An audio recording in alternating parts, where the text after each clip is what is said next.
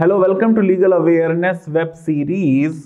केरला के गवर्नर आरिफ मोहम्मद खान ने assembly session बुलाने की कैबिनेट की रिकमेंडेशन को रिजेक्ट कर दिया है।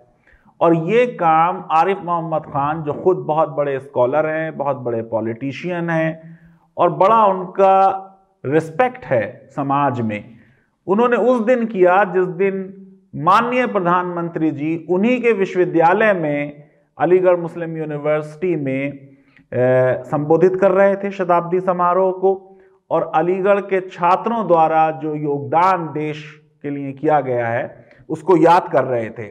लेकिन आरिफ मोहम्मद खान साहब ने संविधान में जो मर्यादाएं हैं उनको ध्यान में नहीं रखा, और जो संविधान में की ओथ कोई भी गवर्नर बनने से पहले लेता है उसको भी दरकिनार किया। दरअसल आर्टिकल 153 संविधान का जो है, उसके तहत हर गवर्नर ये ओथ लेता है कि वो प्रिजर्व करेगा, प्रोटेक्ट करेगा और डिफेंड करेगा कॉन्स्टिट्यूशन एंड लॉ, और वो सबमिट करेगा अपने आप को service and wellbeing of people of state.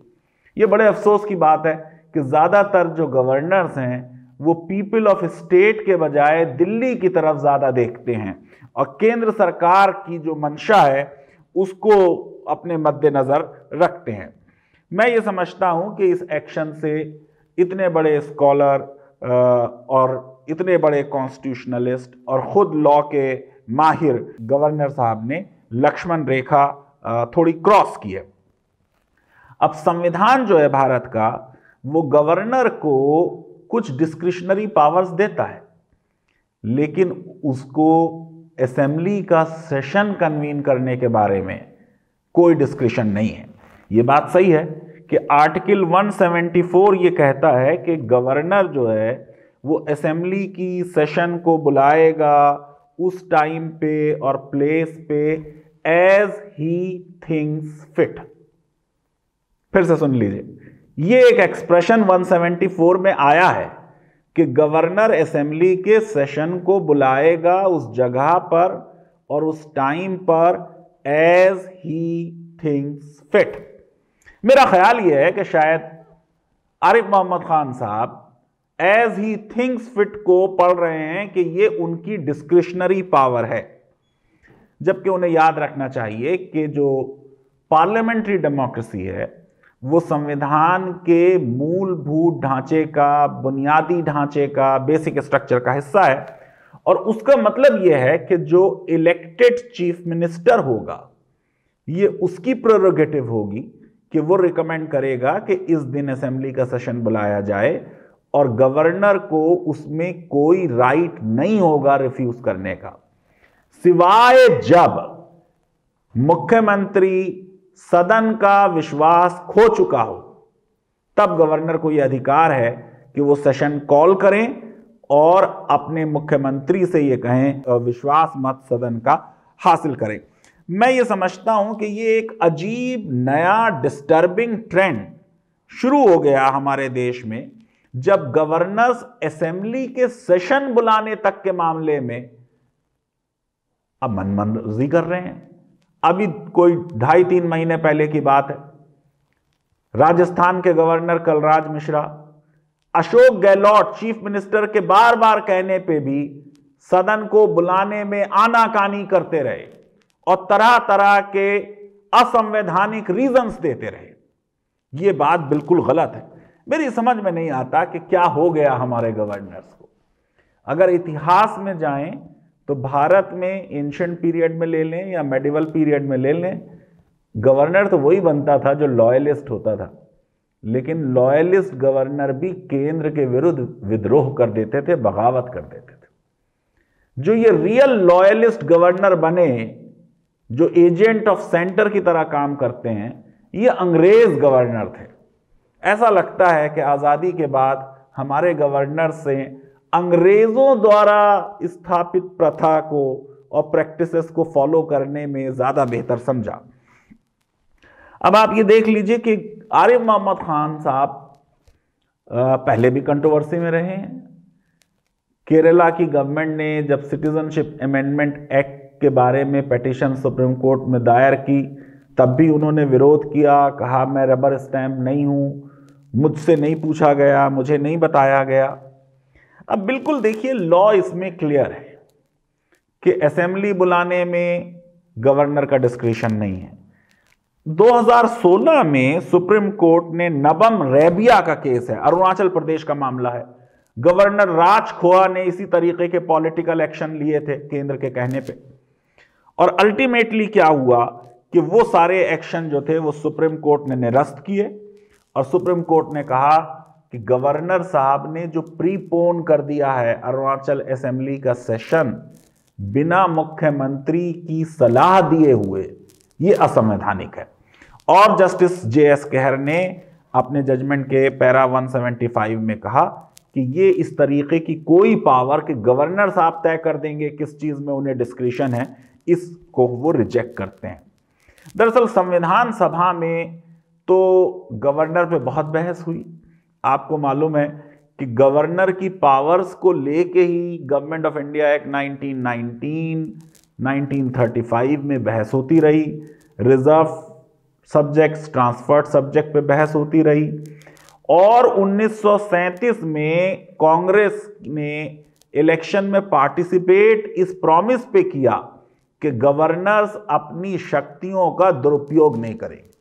अब ये बड़े अफसोस की बात है कि जब हमारा संविधान बनने लगा तो जिन चीज़ों का हमने विरोध किया था वही चीज़ें हमने कर दी।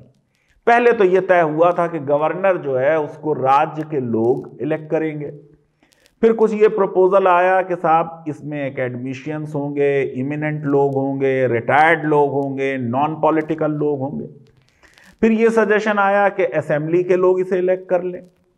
लेकिन बाद में अंबेडकर ने कहा कि अगर गवर्नर भी इलेक्टेड होगा, मुख्यमंत्री भी इलेक्टेड है, आपस में टकराव होगा और गवर्नर की कोई खास पावर्स तो है नहीं, इसलिए क्यों पैसे खर्च किए जाएं एक और इलेक्शन पे, और गवर्नर को एक नॉमिनेटेड फिगर हेड बना दिया गया। अब सरकारिया कमीशन ने कहा कि गवर्नर के अपॉइंटमेंट में मुख्यमंत्री से राय ली जाए, लेकिन नहीं ली जाती। यहां तक बात हुई कि संविधान सभा में कहा कि चीफ मिनिस्टर को वीटो की पावर होनी चाहिए गवर्नर की चॉइस पे। अब ये जो पूरा केरला के गवर्नर साहब का क्लेम है as he thinks fit discretion पे, इसके बारे में आप ये समझ लीजिए कि संविधान में अनुच्छेद 163 में कहा है कि वो एक्ट करेंगे on aid and advice of council of minister, except जहां संविधान साफ तौर से कह दे कि ये पावर उनके डिस्क्रिशन में है। और यहां जाहिर है कि असेंबली कन्वीन करने के बारे में वो पावर उनके डिस्क्रिशन की नहीं है। डिस्क्रिशन के बारे में भी समझ लें, डिस्क्रिशन का मतलब ये नहीं है कि मनमाही की जाए। डिस्क्रिशन के बारे में एडवर्ड कुक ने कहा कि डिस्क्रिशन इज अ साइंस और understanding to discern between falsity and truth, between right and wrong, and not to do according to will and private affection. Absolute discretion is a ruthless master. It is in fact constitutional blasphemy. ये बात हो रही है, अब justice Douglas का judgement है 1951 का, उसमें ये कहा जा रहा है कि absolute discretion is a ruthless master. It is in fact constitutional blasphemy. It is more destructive for freedom than any of man's inventions. Mala fide नहीं होगा, रीजनेबल होगा। यहां तो डिस्क्रिशन है ही नहीं।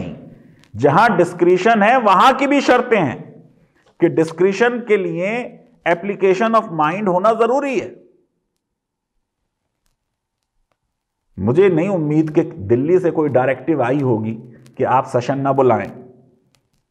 अरे भाई, CAA पे बहुत सी स्टेट्स ने रेजोल्यूशन पास कर दिया तो क्या हो गया, आसमान थोड़ी गिर गया। हां, जरा सा एक बात सही है कि आरिफ मोहम्मद खान साहब क्योंकि बहुत पढ़े लिखे आदमी हैं, बहुत लर्नेड आदमी है, संविधान को समझते हैं, तो वो जो भी कर रहे हैं वो जानबूझ के कर रहे हैं। उन्हें मालूम है कि CAA में तो आर्टिकल 11 ने सिर्फ पार्लियामेंट को ही ज्यूरिसडिक्शन दिया था लॉ बनाने का, असेंबलीज का लॉ बनाने का कोई उसमें राइट नहीं है। लेकिन ये जो एग्रीकल्चर के, किसानों से रिलेटेड लॉज हैं, इसमें आपको मालूम है कि शक्तियां जो हैं संविधान ने राज्यों को दी। केंद्र के पास एग्रीकल्चर मार्केट्स पे लॉ बनाने का राइट नहीं है, क्योंकि एग्रीकल्चर मार्केट जो है वो एंट्री नंबर 28 है स्टेट लिस्ट में। संविधान की स्कीम ही ऐसी है। यूनियन लिस्ट में जहां जहां एग्रीकल्चर का जिक्र आ रहा है, केंद्र से कहा जा रहा है आपको पावर नहीं है। 8 जगह जिक्र आ रहा है स्टेट लिस्ट में और कहा जा रहा है आपको पावर है। कॉन्करेंट लिस्ट में 3 जगह जिक्र आ रहा है, सिर्फ 1 जगह कहा जा रहा है कि सेंटर को पावर होगी अगर इवाकुई प्रॉपर्टी होगी एग्रीकल्चर से रिलेटेड।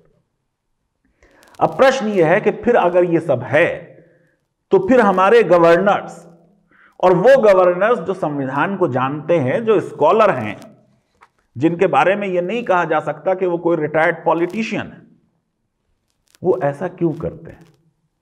उसकी वजह यह कि हमने गवर्नर के टेन्योर को कोई सिक्योरिटी नहीं दी। एक आईएएस ऑफिसर को भी अगर हटाना है तो आर्टिकल 311 के तहत इंक्वायरी होगी, तभी उसे हटाया जा सकता है।